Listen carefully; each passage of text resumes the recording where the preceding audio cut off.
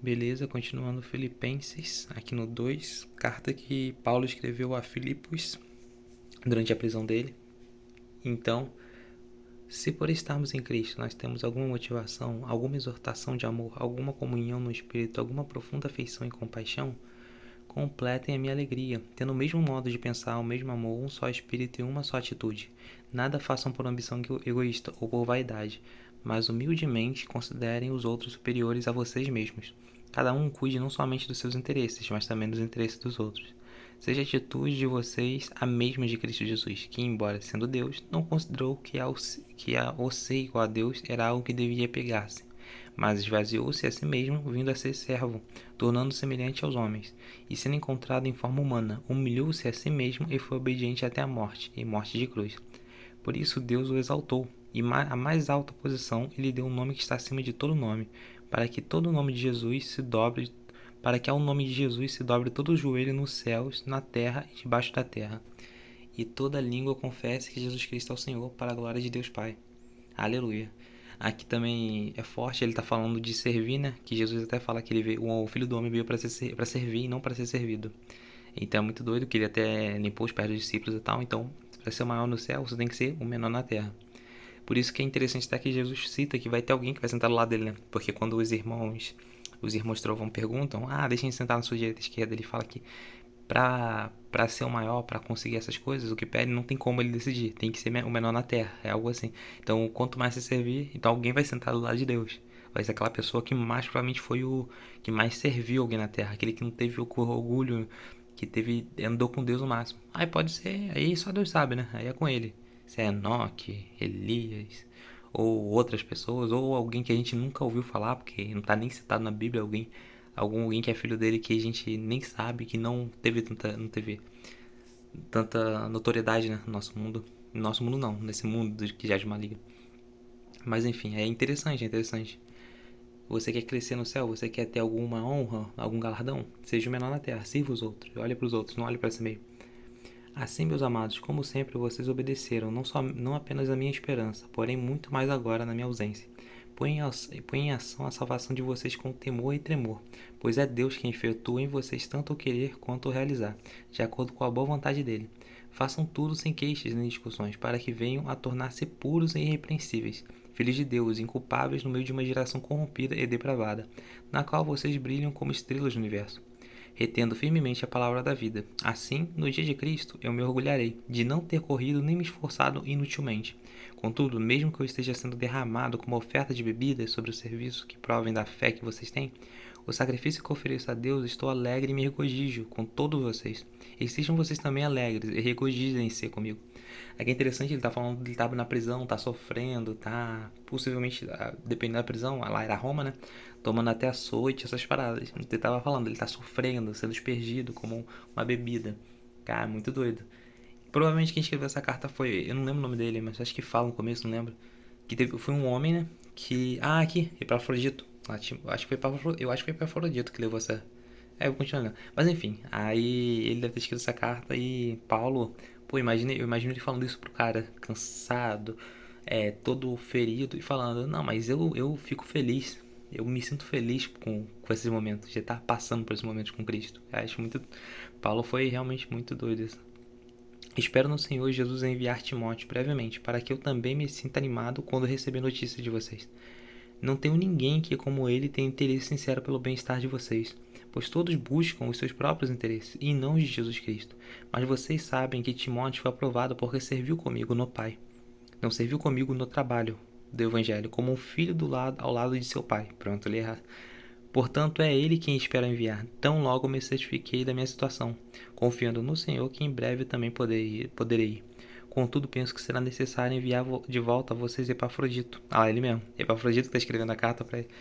Ou ele entregou a carta para Epafrodito, mas como Paulo estava sofrendo muito, provavelmente Epafrodito estava redigindo essa carta. Então é necessário enviar de volta a vocês Epafrodito, meu irmão, cooperador e companheiro de lutas, mensageiro que vocês enviaram para atender às minhas necessidades, pois ele tem saudade de todos vocês e está angustiado porque ficaram sabendo que ele estava doente. De fato, ficou doente e quase morreu. Mas Deus teve misericórdia dele, não somente dele, mas também de mim, para que eu não tivesse tristeza sobre tristeza. Por isso, logo o enviarei para que, quando o virem novamente, fiquem alegres e eu tenha menos tristeza. E peço a vocês que eu receba em Senhor com a grande alegria e honre homens como este, porque ele quase morreu por amor a causa de Cristo, arriscando a vida para suprir a ajuda que vocês não podiam dar. Finalmente, meus irmãos, alegrem-se no Senhor. Escrevo de novo as mesmas coisas, não é cansativo para mim e é uma segurança para vocês. Então ele escrever de novo as mesmas coisas não é cansativo para mim e é uma segurança para vocês. Cuidado com os cães, cuidado com esses que praticam mal, cuidado com a falsa circuncisão, pois nós é que somos a circuncisão, nós que adoramos pelo Espírito de Deus, que nos gloriamos em Cristo Jesus e não temos confiança alguma na carne. Embora eu mesmo tivesse razões para ter tal confiança, se alguém pensa que tem razão para confiar na carne, eu ainda mais. Circuncidado no 8º dia de vida, pertencente ao povo de Israel, tribo de Benjamim, verdadeiro hebreu quanto à lei de fariseu, quanto ao zelo perseguidor da igreja, quanto à justiça que há na lei irrepreensível. Mas que para mim era lucro, passei a considerar como perda por causa de Cristo. Isso aqui é muito forte, que ele fala do passado dele. Cara, ele tá falando que muitas pessoas se glorificam por quem eles são, né? Pelo que eles têm ali, ele tá falando referente à circuncisão, essas coisas, porque Paulo ele era tanto romano como hebreu. Tanto que ele se chama Paulo e Saulo. Deus não mudou o nome dele, ele se chama Paulo e ele se chama Saulo. É por causa que ele é dupla nacionalidade. Então ele tá falando, ele era perseguidor de Cristo. Aqui na tradução fala, eu considerei como perda. Só que no hebraico isso é muito forte, porque ele não fala só perda, ele fala uma coisa mais pior, ele fala tipo assim, imundice. Eu era perseguidor da igreja, eu considerava muitos lucros, porque ele pensava que estava servindo a Deus, que quem seguia Cristo não era de Deus. Aí ele fala, não, mas eu percebi que tudo aquilo que aconteceu, pra mim era imundice, por causa de Cristo. E eu imagino que Paulo tá falando isso até e tá constantemente, é porque em Gálatas, algumas outras regiões, eles culpam Paulo, eles ainda apontam Paulo como aquele perseguidor, né? Então, querendo ou não, deveria doer pra caraca, né? Porque ele lembrava do passado dele. Ele até fala aquela carne do espírito, alguns acreditam que é isso, né? É as memórias dele.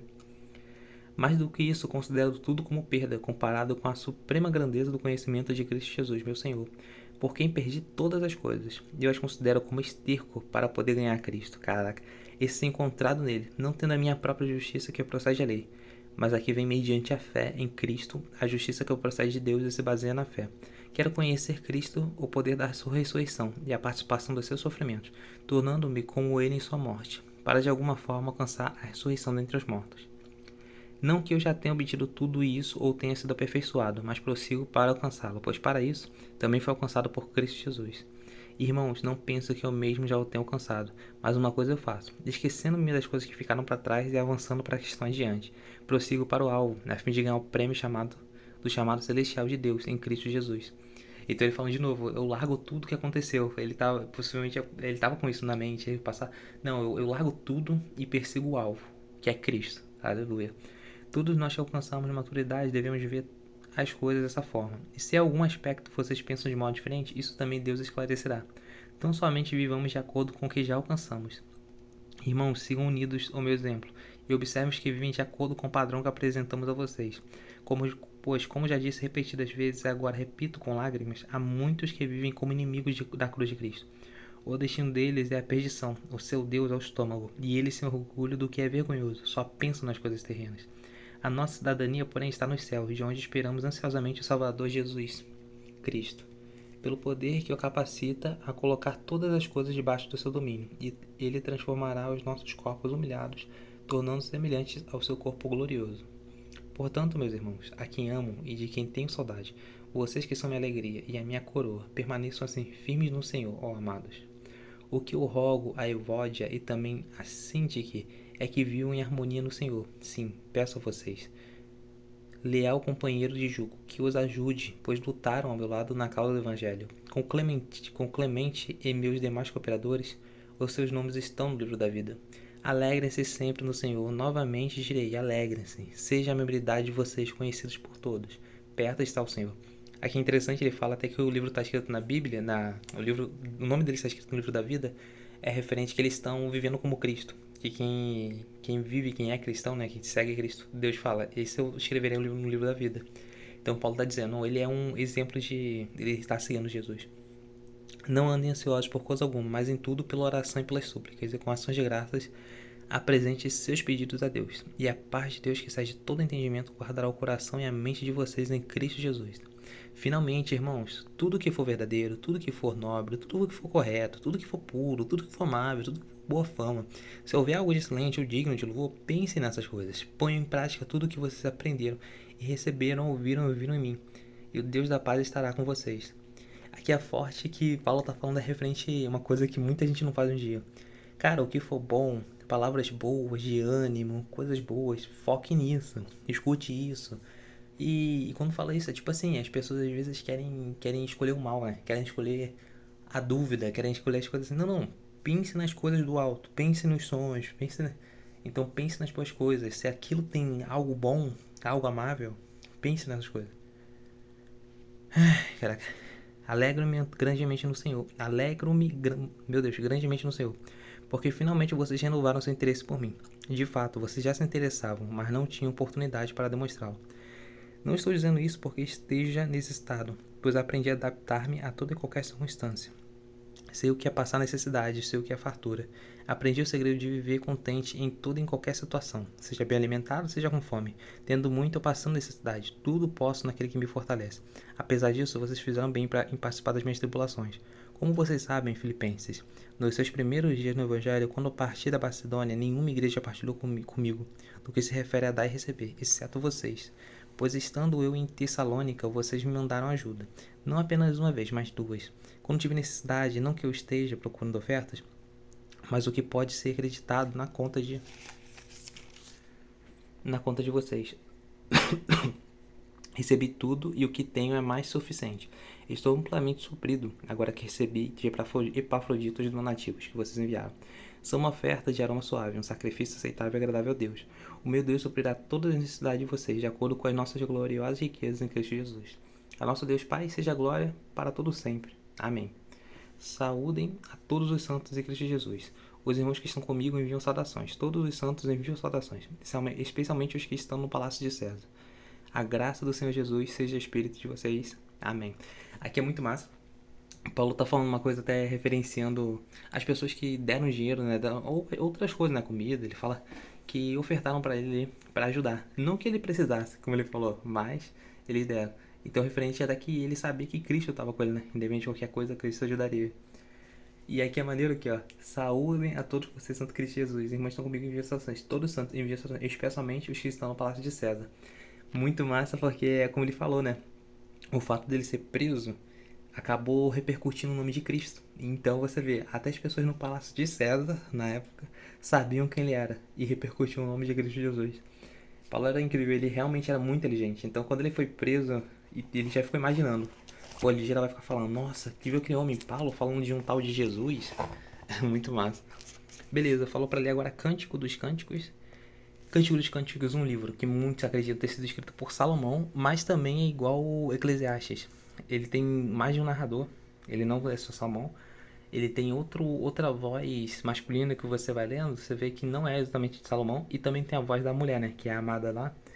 E Cântico dos Cânticos é um livro meio engraçado em alguns pontos, porque alguns já discutindo por que esse livro está na Bíblia. Porque ele é muito romântico, né? Ele é muito poético, romântico e amoroso e tal. Por que ele está na Bíblia? E aí, hoje em dia, já aconteceu historicamente, de acharem poemas nesse mesmo estilo, parecido, mesmo pegado assim, dos egípcios e dos outros grupos, esqueci o nome, Samoeu, não sei. Mas, tipo assim, os outros povos também tinham. Então, isso daqui é até da própria cultura. E é muito interessante. O livro, ele basicamente ele narra uma amada e o amado, e eles estão, tipo, loucos de amores pelos outros. Então, mostra um amor intenso, uma vontade de abraçar o outro, de alcançar e de fazer até mais coisas. Então é interessante porque ela, por exemplo, aqui no começo não, mas acho que no capítulo 2 3 ela fica, eu quero encontrar onde você está, meu amado. E o amado fica, minha esposa, onde você está? E aí quando eles se encontram, eles falam que, eles se beijam, eles se abraçam e tal. E quando vai aumentar isso, vai ser mais intenso ou algo assim, aí corta, aí não conta mais e tal. Então é mais essa parte romântica, bonita também. E é legal porque o livro, ele sempre referencia, ele tá na Bíblia até por isso, por umas coisas, você pode ver que é um amor de Deus por Israel. Hoje em dia a gente fala que é o amor de Cristo pela igreja, que você vê amado com amado, de querer se encontrar e tal. E no meio disso também é da hora. E o cântico, os cânticos, se você for lendo, você vê que tem sempre um jardim, mato e essas coisas. Isso é referencia muito um jardim mesmo, um jardim. E aí é legal porque é como se fosse um jardim do Éden, por exemplo. Então ele referencia um amor puro, genuíno, sem egoísmo, sem nada, um amor de verdade, sincero. E aí vou ler agora, né? Ai, Cântico dos Cânticos de Salomão. Ah, se ele me beijasse, se sua boca me cobrisse de beijos, sim. As suas carícias são mais agradáveis que o vinho. A fragrância dos seus perfumes é suave. O seu nome é como perfume derramado. Não é à toa que as jovens o amam. Leve-me com você, vamos depressa, leve-me ao rei para os seus aposentos. Estamos alegres e felizes por sua causa, celebramos o seu amor, mais do que vinho. Com toda razão você é amado. Estou escura, mas sou bela. Ó mulher de Jerusalém, escura como as tendas de Quedar, bela como as cortinas de Salomão. Não fiquem me olhando assim, porque estou escura. Foi o sol que me queimou a pele. Os filhos da minha mãe zangaram-se comigo e fizeram-me tomar conta das vinhas, da minha própria vinha. Porém, não pude cuidar. Conte-me, você, a quem amo, onde faz pastar o seu rebanho e onde faz as suas ovelhas descansarem ao meu dia. Se eu não o souber, serei como uma mulher coberta com véu, junto aos rebanhos dos seus amigos.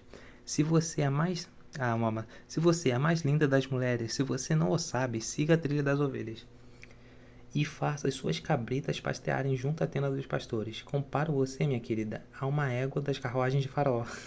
Como são belas as suas faces, entre os brincos de seu pescoço com os colares de joias. Faremos para você brincos de ouro com incrustação de prata, meu Deus. E enquanto o rei estava em seus aposentos, o meu nardo espalhou a sua fragrância. O meu amado é para mim como uma pequena bolsa de mirra, que passa a noite entre os meus seios. O meu amado é para mim um ramalhete de flores de hena, das vinhas de Engedi. Como você é linda, minha querida. Ah, como é linda. Seus olhos são pombas. Como você é belo, meu amado. Ah, como é encantador. Verdejante é o nosso leito. De cedro são vigas da nossa casa. E de cipreste os caibros do nosso telhado. Glória a Deus. Aqui também é muito usado metáforas, né, e coisas assim, porque não literalmente a carruagem de Faraó, seus olhos são como pomba. Tem uma parte que fala que os lábios são como mel, mas é referente a. Não, seus lábios escorrem mel, algo assim. Mas é referente realmente a metáfora, né? Algumas a gente já consegue entender. O dos olhos com pombas eu não entendi tão bem, mas talvez fosse pomba bonito. Mas o mel, os lábios de mel, você consegue entender. É relacionado a beijar a pessoa e tudo mais. Não que eu tenha experiência de ter beijado alguém, mas possivelmente é isso, com certeza. Então é lábios de mel referente a isso. Porque mel é saboroso, mel é viciante às vezes, dependendo, é muito doce. É nesse sentido. Então acho que são metáforas sempre acerca de tudo isso. É legal e é um amor puro, e é um amor genuíno. Nossa, eu curto muito, acho legal. Cântico dos Cânticos por isso. Então não é esse amor egoísta que o povo do mundo hoje em dia faz, né? De se deitar, largar o outro, nem aí. Não, é um amor de verdade. É o amor de um e o outro quer se encontrar. Um e o outro quer o melhor pro outro. Ó, oh, meu amado é tão lindo, meu amado é isso, minha amada é isso, minha amada é isso. Então os dois estão loucos de amor pelo outro, loucos de prazer até pelo corpo do outro, pelo desejo pelo outro. Então eles são um casal que se ama muito. Então é muito interessante. É legal que o livro ele termina com tipo assim, ele sempre fala relacionado a esse amor, né? Como o amor é perigoso, como o amor ele traz esse desejo um pelo outro. Ele fala do ser humano buscando esse amor, buscando ser desejado e desejar alguém. Então é muito interessante isso. Por isso que a gente referencia também a Cristo e a igreja. Então, porque claramente é meio que esse encontro.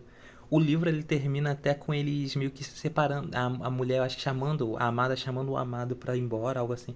Eu sei que eles não terminam juntos, vamos dizer assim. Então eles terminam até como, entre aspas, começaram. Não precisamente, né? Porque eles se encontram, mas eu digo assim, ele tem essa pegada com o amor. Que o amor pode ir, o amor vai. Essa coisa de como ele é perigoso, de como ele é louco, como a gente quer se encontrar. E às vezes referencia também a igreja com Cristo, né? Que a gente ainda vai encontrar ele. Então, eu não sei, o livro é bem nessa pegada toda. Enfim, é um livro que fala do amor e é lindo. Glória a Deus.